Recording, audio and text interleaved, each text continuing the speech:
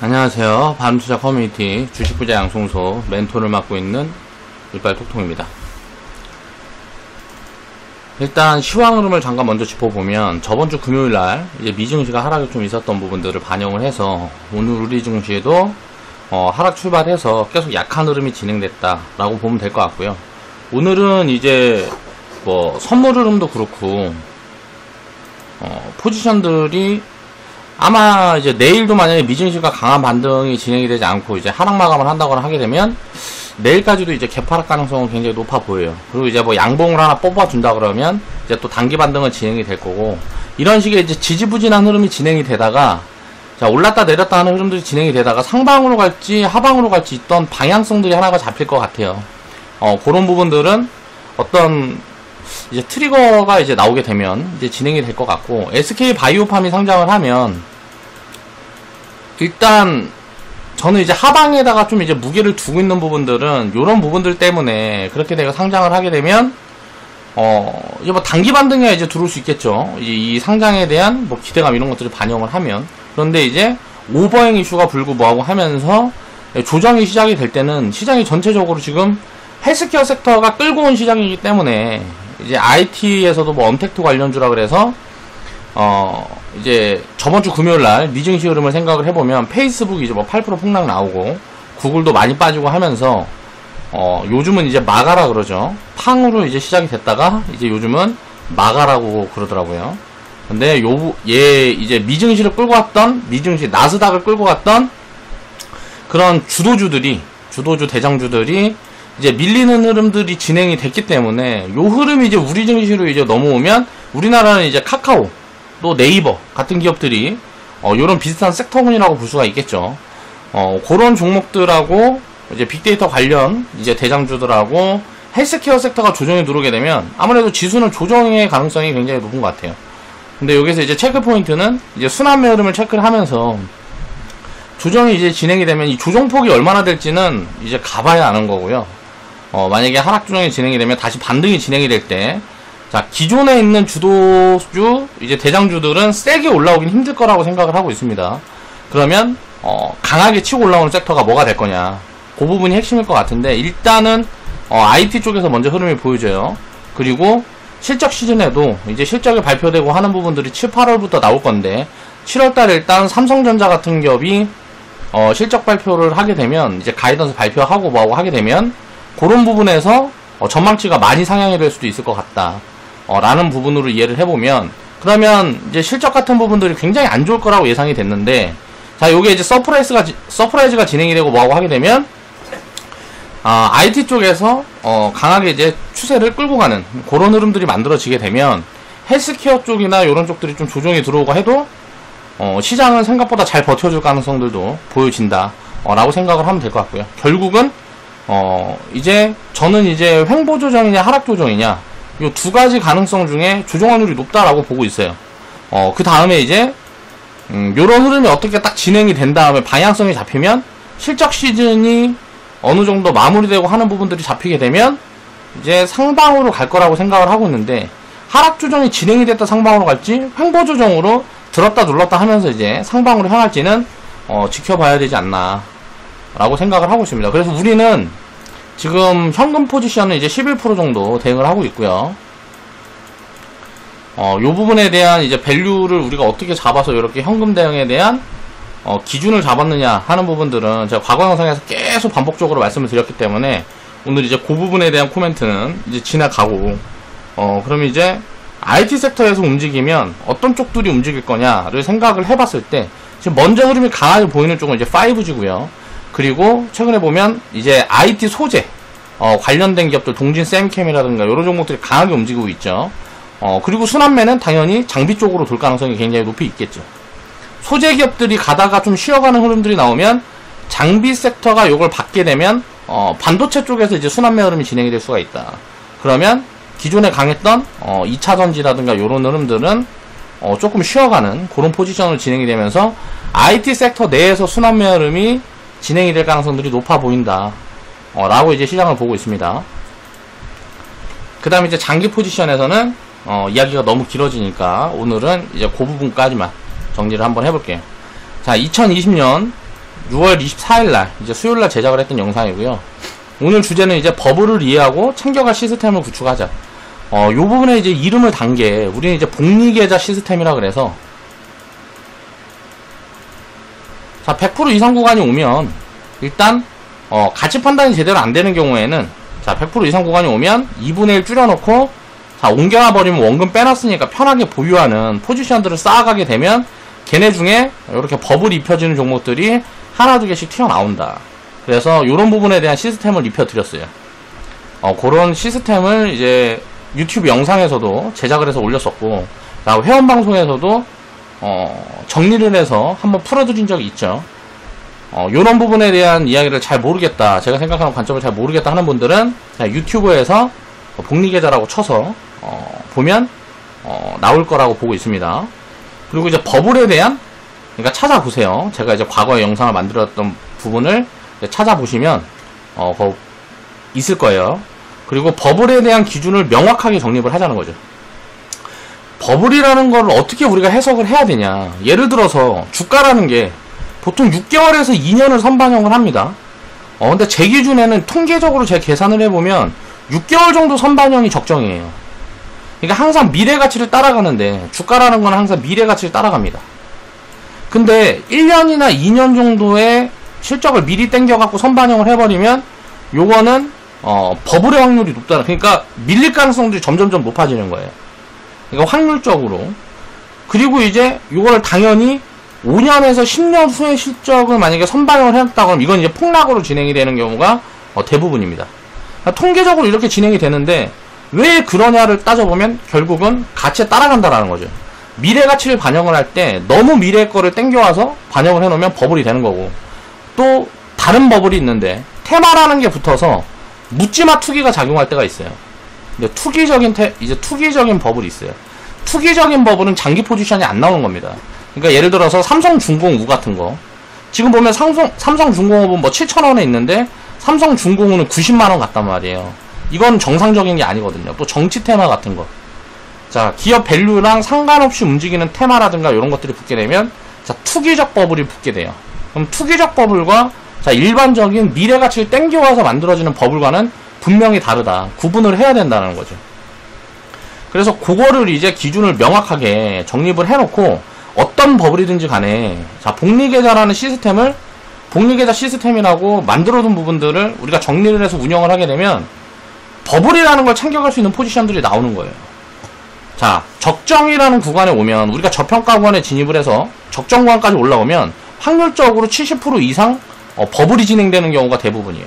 시장이 갑작스럽게 꺾이는 경우에 이제 30%의 확률을 제외하면, 자, 시장이, 자, 쉬어간다라든가 상승이 지속되는 구간에서는 거의 한 70% 이상은 버블에 이제 진입을 해요. 그래서 버블이 어느 정도 입혀질지는 아무도 모른단 말이에요.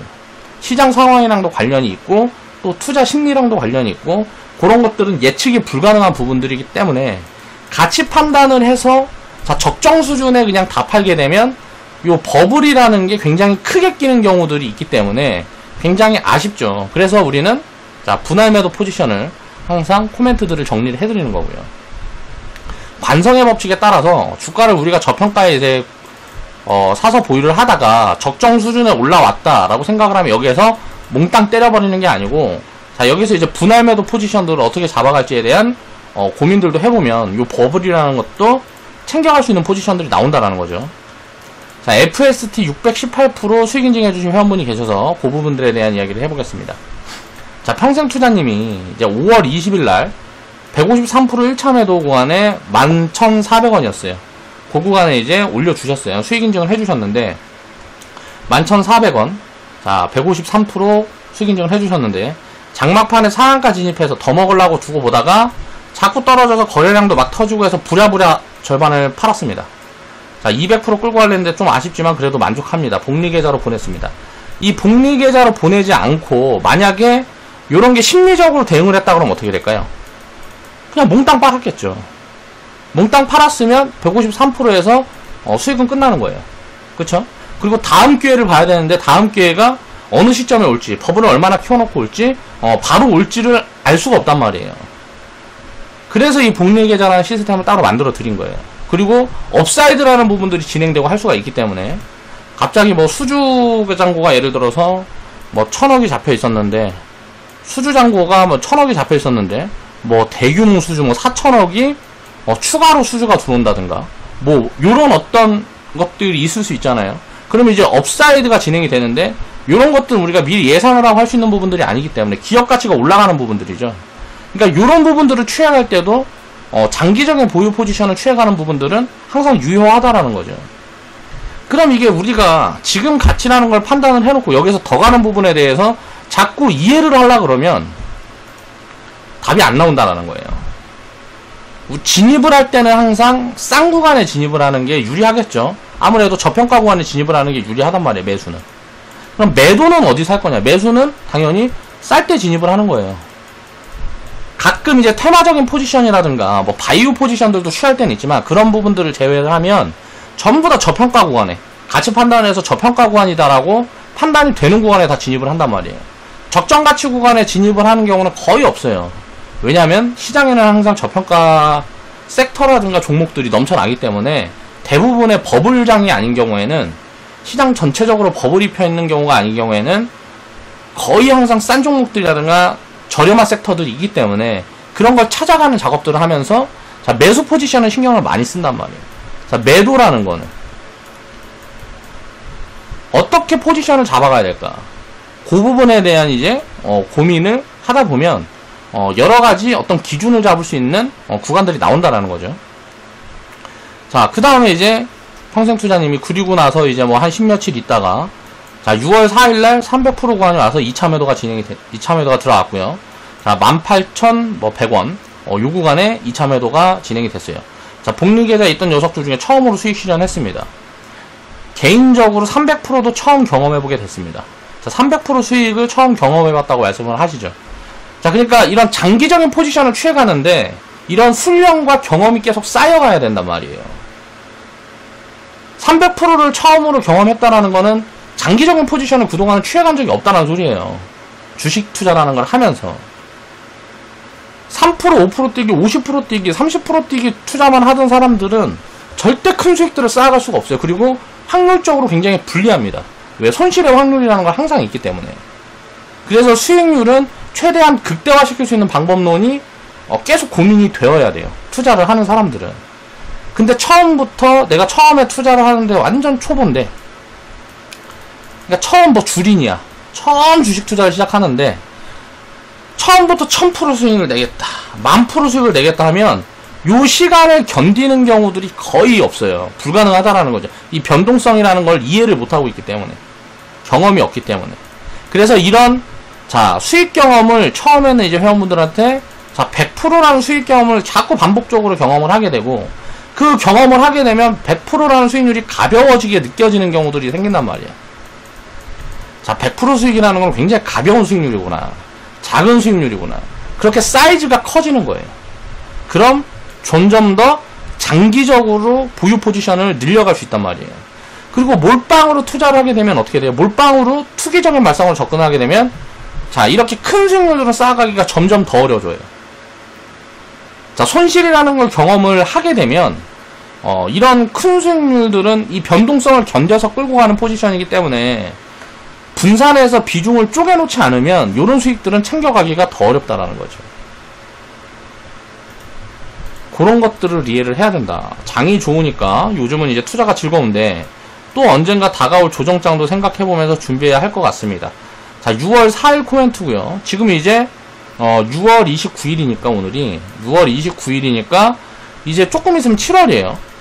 자, 이때부터 이제 조정에 대한 스탠스는 저도 갖고 있었어요. 그런데 이게 결국은 이때까지 지금까지 진행된 거는 자, 횡보 조정으로 진행이 됐죠. 조정장의 모습도 어떻게 진행이 될지 모르기 때문에 자, 대응은 항상 가치를 기준으로 해야 되는 거예요. 그래서 우리는 현금을 크게 만들어 놓지 않은 겁니다. 왜? 시장이 지금 크게 비싸지가 않은데 시장 전체적으로 밸류가 많이 비싸지 않은데 지금 구간에서 현금을 많이 만들게 되면 그것도 오버해서 대응을 하는 거란 말이에요. 딱 비싼 만큼만 현금 대응을 해야 되는데 비싼 만큼을 정확하게 짚어낼 수는 없지만 가깝게 짚어낼 수 있는 가치 판단을 해서 현금 대응을 해야 되는데 그러니까 지금 시장은 저는 이제 10%, 지금 이제 2100포인트 근처니까, 오늘 좀 빠져 2100포인트 근처니까, 자, 뭐 4% 정도 비싸요. 제가 생각하는 적정 수준에. 밸류원보다 4% 정도 비싼데, 현금을 50% 만들어 놓고, 뭐 30% 만들어 놓고 이러면, 이거는 하자가 있는 거예요. 이렇게 운영을 하면, 절대 장기적으로 지수 수익률을 이겨낼 수가 없다라는 거예요. 여기에서 내가 생각하는, 포지션들이 제대로 오지 않는다 그러면, 이런 단기 성향을 취해가지고는 절대로 장기적으로 지수 수익률을 이길 수가 없어요. 그런 부분들을 우리가 깨달아야 돼. 수익이라는 건 주식 투자는 오래 하면 무조건 나게끔 돼 있는 겁니다. 변동성이 다 지나가고 나면 수익은 어떻게 하든지 무조건 날 수밖에 없어요. 구조가 그렇게 돼 있어요. 분산 투자를 하게 되면. 그런데 오래 투자를 하는데 이 상승을 몇 번 이렇게 큰 상승이라든가 뭐 요런 것들, 예를 들어서 한 3년, 5년 쉬다가 뭐 10년 쉬다가 1, 2년 바짝 나온단 말이에요. 이런 수익률을 놓쳐버리면, 이런 뭐 장기적인 파동에서의 이 강한 파동을 놓쳐버리면 또 3년, 5년 동안에 그 수익률 손해를 보는 거예요. 그걸 메우려고 그러면 3년, 10년이 걸리는 거예요. 이게 언제일지 모르기 때문에 그냥 계속 해나가는 거예요. 투자라는 거예요. 이거를 내가 딱 맞춰서 이때만 해야지 라는 건 욕심인 거죠. 잡을 수가 없는 거예요.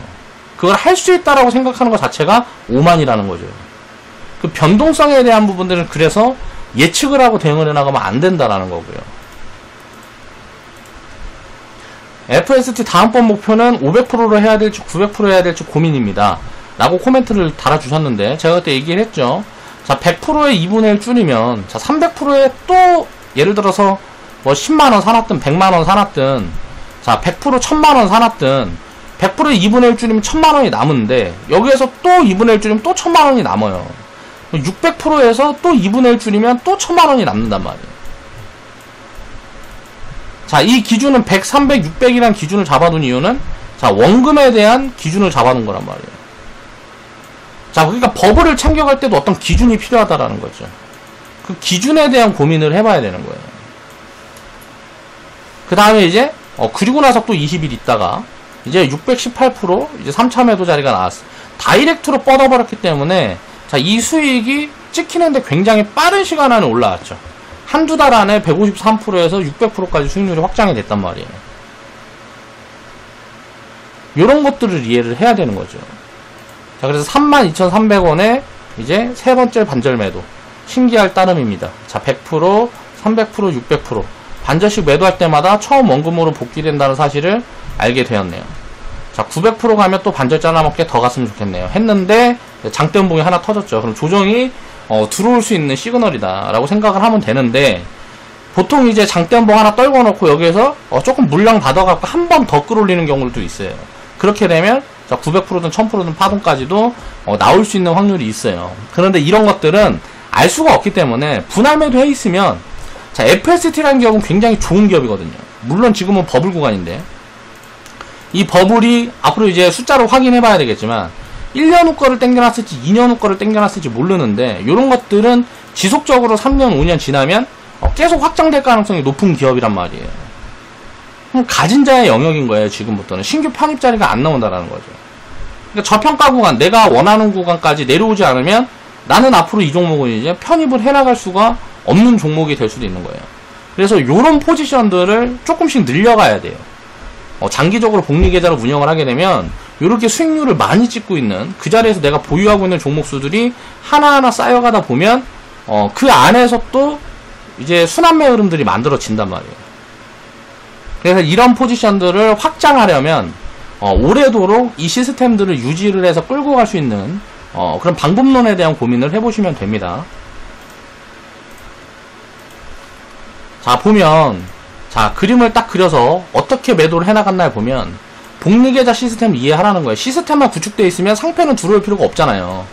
자, 100만원 사서 1000만원 사서 1억 사서 상장 폐지돼봐야 1억 손실밖에 안 나요. 상장 폐지됐는데 2억 손실이 날 수가 없잖아요. 그쵸? 근데 이거 600% 수익 났는데 2분의 1씩 줄여서 3번 챙겨 먹으면 어때요? 자, 3억의 수익이 나잖아요. 그쵸? 자, 확률적으로 상장 폐지가 쉬울까요? 이렇게 600%, 300%씩 수익 나는 게 쉬울까요? 이게 훨씬 쉬워요. 100%, 300%, 600% 수익 나는 게 상장 폐지 나는 것보다 훨씬 쉽다고요. 확률적으로 그래요. 확률적으로. 상장 폐지 확률은 몇 번 되지 않아요. 그러니까 전체 종목 중에 1년에 전체 종목이 한 2,000개 되면 2,000개 중에 상장 폐지되는 종목은 많아야 10개입니다. 많아야 10개예요. 근데 100% 이상 상승하는 종목은 몇 개나 될까요? 1년에. 못해도 100개 이상은 돼요. 이미 확률적으로 이겨 있는 거예요. 주식 투자는 질 수가 없어요. 장기적인 관점에서 이제 생각을 해보면. 그러니까 그런 것들을 이해를 하게 되면 주식 투자라는 걸 안 할 수가 없어요. 안 하면 로스가 있는 거예요. 내가 이제 투자 비중이 얼마나 되고 내 자산에서 이제 주식 투자를 하는 비중이 얼마나 되는지 그런 것들은 이제 선택을 할 수 있겠지만 주식 투자를 안 한다라는 거는 굉장히 위험한 겁니다. 왜? 기업이라는 곳이 어떻게 보면 전 세계에서 가장 돈을 많이 버는 주체이기 때문에 기업과 우리가 동업을 할 수 있는 방법은 주식밖에 없는 거예요. 이건희한테 내가 가서 이건희 회장님한테 가가지고 나 삼성이랑 동업하고 싶습니다. 나 1,000만원 있으니까 1억 있으니까 나랑 동업 좀 합시다 하면 이건희 회장님이 그럽시다 이렇게 할 리가 없잖아요. 그런 것들 합법적으로 자산을 분배하기 위한 만들어 놓은 시스템이 주식시장이에요. 그리고 새로 어떤 성장 동력을 만들어내기 위해서 민간 자본을 유치하기 위해서 만들어낸 게 주식시장이라는 거죠. 그런 것들을 이해를 하고 있어야 되는데 맨날 이 안에서 도박을 하고 있잖아요. 주식시장은 도박판이 아닌데 이 안에서 도박을 하고 있는 거죠. 참여자들이 단기매매 하면서. 그러니까 맨날 깡통나고 지고 그런 이제 실패의 경험들만 자꾸 주변에 퍼지니까 주식은 위험하다 하면 안 된다 라는 인식들이 퍼지는 거죠. 자, 제가 이제 추천했던 자리가 한 요정도 되고요. 평생투자님은 이제 3월달 코로나 폭락 구간에 운 좋게 이렇게 거의 최저점에서 잡았어요. 그래서 1차 매도한 구간, 2차 매도한 구간 제가 영상을 다 만들어 드렸는데 2차 매도 구간에 제가 이야기를 했습니다. 이때 시총이 거의 한 6천억 정도 되는 6천억이란다 3천억 정도 되는 구간이었는데 제가 이제 3천억 구간 되면 지금 뭐 FST는 자 올해 예상 가이던스를 보면 200억에서 300억 정도 버니까 250억 정도 업사이드가 나오면 한 250억 정도 찍힐 가능성들이 있는데 3천억이면 지금 싸지 않다. 그러니까 6개월 후 지금 이제 6월이니까 올해 거 실적을 다 반영을 해도 3천억이면 비싼 부분들이기 때문에 지금 구간에서 더 가는 건 버블 포지션이라고 생각을 하면 된다 라고 제가 이제 코멘트를 달았더니 댓글로 어떤 분이 달아주셨어요. FST가 버블이란다 웃고 간다 하면서 달아주셨어요. 그러니까 그거는 판단 기준이라는 거는 사람마다 다른 거죠. 그러니까 제가 판단하는 기준에선 그래요. 그럼 이게 버블 포지션이 요만큼 나온 거란 말이에요. 적정 가치 구간은 이제 15,000원에서 대충 15,000원 요 근처 어디 구간이 제가 보는 적정 가치 구간이었어요. 여기에서 더 가는 건 이제 버블 포지션인 거죠. 그러면 요 종목은 이제 다시 살라 그러면 어디서 살 수 있을까요? 진입 포지션이. 제 기준에는 거의 뭐 12,000원, 만원까지 내려와야지 신규 포지션이 나올 것 같은데 요까지 내려올 가능성이 되게 작아 보여요. 왜? 여기에서 이제 조금 버텨준다든가 이런 식으로 해갖고 흘러내리게 되면 한 2, 3년 흘러내리게 되면 자 그동안에 이 기업이 계속 성장 흐름이 잡히게 되면 이 구간에 또 이제 저평가 포지션이 나올 수 있는 거거든요.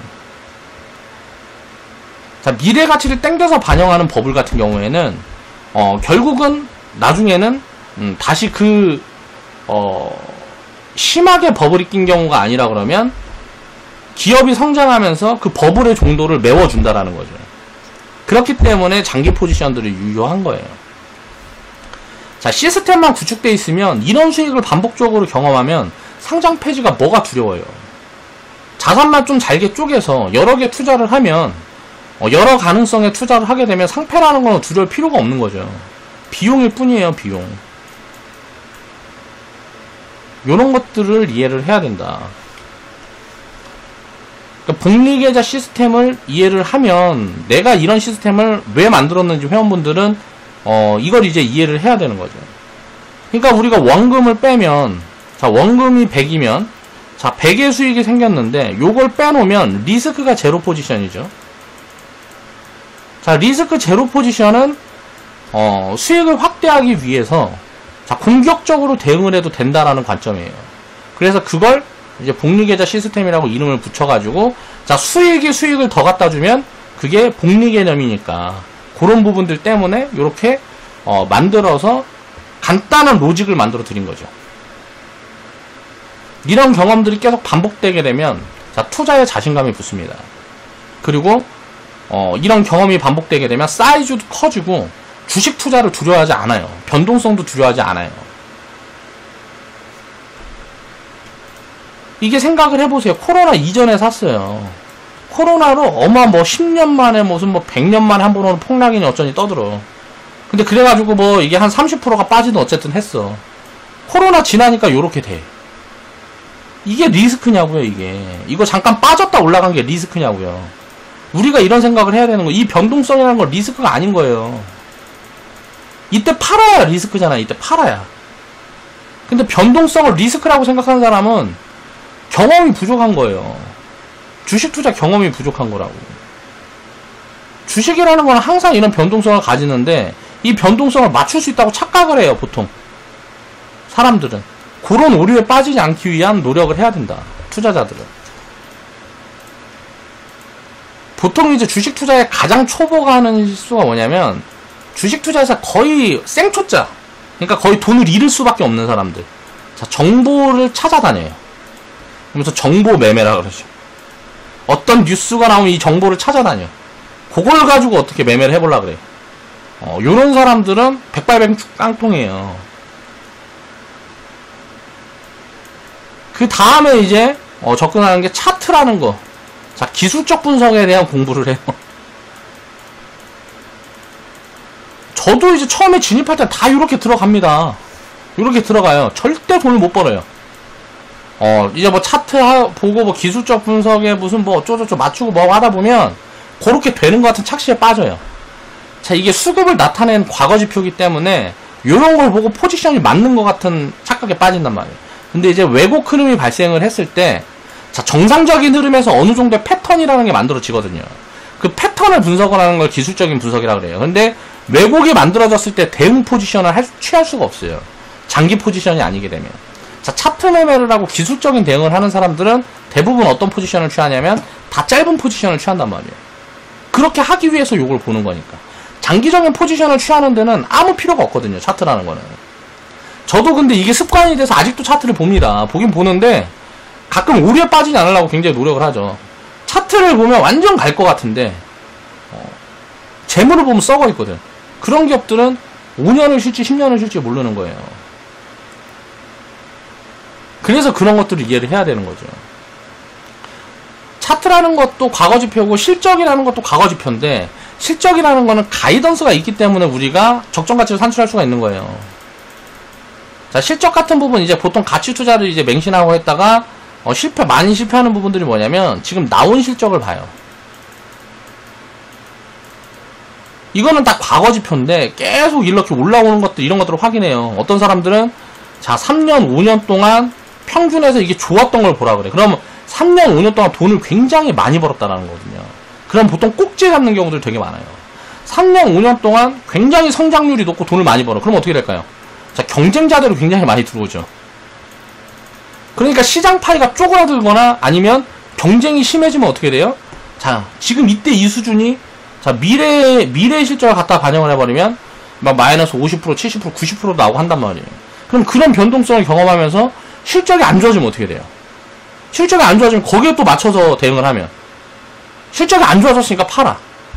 그러면 이 경쟁자 중에 치킨 게임이 이제 진행이 돼서 다 죽어갖고 갑자기 실적이 좋아진 구간에 샀는데 실적이 안 좋아진 구간에 팔아. 다시 이제 턴어라운드가 나와. 그러면 내가 사는 꼭지고 내가 팔면은 바닥이 되는 거예요. 자, 가치 투자를 이렇게 단순하게 과거지표를 보고 생각을 한단 말이에요. 그러니까 가치 투자라고 해서 기업의 가치를 평가를 할 때도 미래 가치를 기준으로 해야 되는데 기준점이 잘못되어 있는 거예요. 과거의 가치를 기준으로 하니까 항상 오류가 만들어지는 거다. 가치 투자라는 게 불가능한 게 아니고 그 사람이 이제 경험이 짧고 제대로 공부를 못해서 그런 거죠. 덜해서. 공부량이 적어서 그런 거예요. 눈에 보이는 숫자만 가지고 분석을 하면 오류에 빠진다는 거죠. 그러니까 처음에는 이제 정보 보고 막 이제 뭐 뉴스 나와갖고 이거 야 딱 하면 그 뉴스를 딱 들여다보면 대박일 것 같거든요. 막 알테오젠 같은 거 봐봐요. 4.7조 기술 수출했다 그러고 빵 튀니까 사람들이 야 이거 대박이다 해갖고 우르르 달라붙으니까 그 자리에서 매물이 빵 나오면서 꼭지 잡아버리잖아요. 계속 반복이에요. 이게 정보 매매하면 정보가 딱 터지는 순간 고점 잡는 거야. 이게 단기 고점이든 장기 고점이든 고점을 잡는 거야 항상. 그러니까 어떻게 돼요? 처음 이제 진출한 개미들은 항상 먹잇감이 되는 거예요. 정보를 따라다니니까. 그래서 뉴스에 팔아라는 얘기가 나오는 거고. 근데 이게 깨지지 않아요. 항상 반복이야. 왜? 그런 신규 수요는 계속 있는 거예요. 그래서 처음 주식시장에 들어오면 거의 전부 다 깡통이 나요. 정보를 따라다니니까 어떤 기업의 내용을 보면 되게 좋아 보이거든. 막 뉴스 같은 거 나오는 거 보면 엄청 좋아 보여요. 막 시장 같은 거 보면 자 코로나로 떼돈 벌었대. 지금 우리나라에서 돈 벌고 있는 기업은 시즌밖에 없어. 이렇게 딱 떠들어 놓고 고점 잡아버린다고.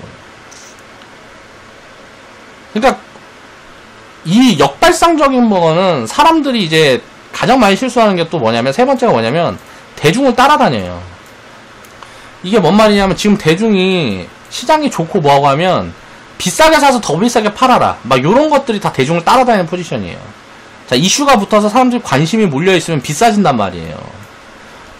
가치보다 이제 버블인 경우도 많고 가치가 거의 다 반영돼 있어서 먹을 폭이 많이 없는 경우도 많아요. 근데 요런 걸 따라다녀요. 왜? 인간이 이제 태생적으로 대중이랑 다른 포지션을 취하는 건 굉장히 심리적으로 거부감이 들거든요. 불편해요. 남들은 다 아니라 그러는데 그 아니라 그러는 포지션을 취해가기가 쉽지가 않단 말이에요. 왜? 불신이 생기잖아요. 다 아니라는데 이런 이유를 들어서 안 좋다 그러고 저런 이유를 들어서 안 좋다 그러는데 예를 들어서 제가 사라 그런단 말이에요. 회원분들한테 제가 포지션 드리는 걸 한번 생각을 해보세요. 그러면 다 안 좋다 그러고 사람들은 관심이 없는데 전 사라 그래. 그리고 6개월, 2년 있다 보면 자 성과가 나온단 말이에요. 왜 그럴까요? 대중이랑 반대 포지션하는 게 굉장히 불편해요. 불편하다. 그렇다 보니까 대중을 따라다니는 거예요. 대중을 따라다니니까 어떻게 돼요? 왜 전 세계 부자가 1%밖에 없을까요? 이 불편한 포지션을 취하는 사람들이 부자예요.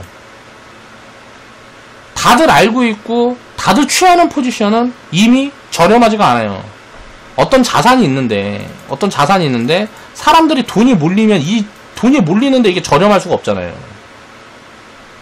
돈이 빠져나가는 게 저렴할 수 있단 말이에요. 근데 이게 그 가치를 알 수 있으면 비싼 거를 살 사람이 없잖아요. 누가 비싼 걸 사겠어요. 비싸면 더 잘 팔리는 거지. 그러니까 이런 포지션들을 이해를 해야 되는데 이런 것들을 이해하게 되려고 그러면 굉장히 경험이 많이 필요하고 자 시간이 필요하고 그런 것들을 깨달아가는데 시간이 오래 걸린다. 그래서 이제 이런 말들을 하고 장기적인 이야기들을 하면 인기가 없어요. 왜 그럴까요? 사람들은 대중은 단기적인 걸 원해요. 단기적인 성과를 원한다고. 빨리빨리 뭐가 되는 걸 원해요. 그러니까 장기적인 부분에서 절대 질 수가 없는 투자를 이야기하면 인기가 없을 수밖에 없어요. 제가 그걸 몰라서 단기적인 방향성에 대해 이야기를 안 하는 게 아니에요. 요걸 또 못해서 내가 안 하는 게 아니에요. 요거는 결국은 죽는 길이라는 걸 알기 때문에 안 하는 거예요. 그런 부분들을 한 번씩 생각을 해보시면 조금씩 정립이 될 거예요. 투자관에 대한 부분들이 정립이 될 거다. 그리고 회원분들도 시간이 지나다 보면 이런 수익들을 자꾸 만나게 돼요. 그러다 이게 이제 반복되게 되면 우리가 이제 지금 회원분들한테 제가 물어보면 막 100% 수익 막 내. 요런 것들이 이제 눈으로 확인되고 나도 경험을 하고 하면 10% 수익이 눈에 안 보인다고요. 10%, 5%, 3%짜리 수익이 눈에 보이냐고 이거. 이런 수익률이 눈에 보이냐고. 이거 눈에 안 보이잖아요. 이런 거는 포지션을 취하지 않는다고. 이런 단기 포지션은 100% 이상 수익을 계속 반복적으로 경험을 하는데 왜 3%, 5%짜리 수익에 왔다 갔다 하냐고. 그런데 이제 이게 300%, 500%를 또 이제 반복적으로 경험을 하다 보면 100% 수익은 그냥 기본인 거예요. 그렇게 되는 거예요. 이게 이제 사이즈가 커지는 거죠. 그릇이 커지는 거예요. 그러다 보면 요것도 이제 반복되다 보면 이제 1000%, 사람들이 많이 이야기하는 이제 뭐 10배거 요런 것들을 이제 경험하게 되다 보면 점점 장기적으로 지나가면 어떻게 될까요? 내가 평생 투자하다 보면 20년, 30년 동안 끌고 가는 기업들도 만들어지게 되는 거예요. 이런 것들은 자 수천 프로에서 자, 수만 프로가 만들어지는 거예요. 자, 요 정도까지 사이즈가 되면 이제 죽을 때 돼요, 이제. 투자 시작해서 죽을 때 된다고. 보통 이제 뭐 50살 뭐 이렇게 해갖고 투자해갖고 20, 30년 이 경험을 딱 만들어주면 이때부터 시작인데 세월이 그렇게 많이 안 남아있어. 그럼 어떻게 해야 될까요? 자, 이 50대의 자녀들은 이제 예를 들어서 5살, 뭐 10살, 뭐 20살 여기에서 투자를 시작하면 어떻게 될까요? 자, 20, 30년 있다가 자, 40대, 50대 되면 이미 100억, 200억씩 다 꽂아놓고 있는 거예요. 그냥 주머니에. 그런 것들을 이제 알게 되면 미래 세대한테 이런 것들을 자꾸 공급을 해주면 어떻게 될까요? 그런 것들을 배우게 되면 우리나라는 20년, 30년 후에는 뭐 전 세계를 주무를 수 있는 그런 나라가 되는 거예요. 유대인이 돈으로 세계를 정복한 것처럼 한국인들은 똑똑하니까 더 잘할 수 있단 말이에요. 그런 캠페인을 펼치고 하는 사람들이 존리 대표 같은 사람이고 그런 사람들을 우리는 굉장히 존중하고 뭐하고 해야 되는데 욕하고 까고 내가 더 잘났다고 삽질하는 사람들이 엄청 많아요. 반병신이에요, 반병신. 막 워렌 버핏 60년 동안 그렇게 성과를 보여주고 뭐하고 하는데 워렌 버핏 뒤지게 까서 어떻게 인기 좀 얻어보려고. 그냥 병신이에요, 그런 사람들은. 얼마나 더 검증을 해야 돼. 60년 동안 검증을 해준 사람인데 60년, 80년 인생의 평생을 검증을 했는데 근데 이제 그래도 이제 이번에는 틀렸다. 워렌 버핏이 이제 손해봤다. 그러니까 그런 사람들이 투자자들을 끌고 다니니까 어떻게 되겠어요? 함께 병신이 되는 거지. 이런 장기적인 포지션, 자, 질 수 없는 포지션을 취해가면서 투자를 해야 됩니다. 그래야 절대 지지 않는 투자를 할 수가 있어요. 자, 오늘 영상 마무리하겠습니다.